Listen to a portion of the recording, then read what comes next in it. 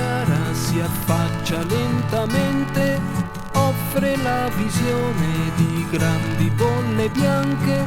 La gente che le abita vive un nuovo giorno, una nuova festa, oggi come ieri. Non ci sono segreti nelle sfere trasparenti, si specchiano nell'aria, si contagiano la gioia, limpidi e sereni volano i pensieri, le donne e le cicale discorrono d'amore.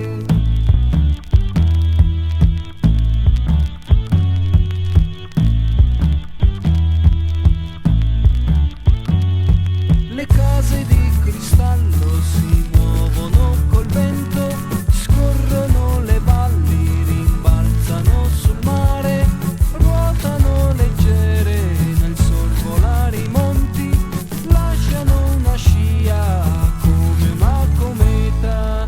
Quando cala il sole il vento si riposa, si fermano le sfere, formano un villaggio, la gente si ritrova e si corre incontro per un'altra festa mentre muore il giorno.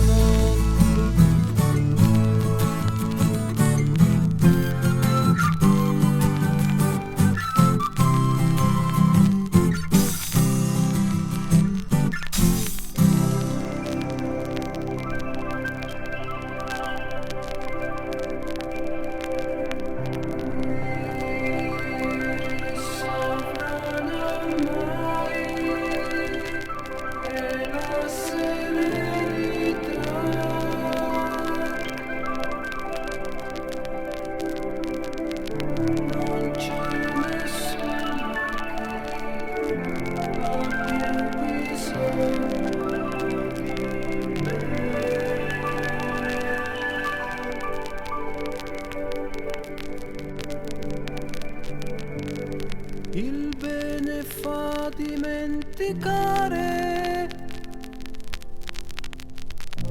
chi c'è all'origine, da chi proviene. La solitudine è un'ombra che si rivela a chi si sente inutile, e anche chi protegge il mondo ne sente il peso se nessuno si rivolge a lui.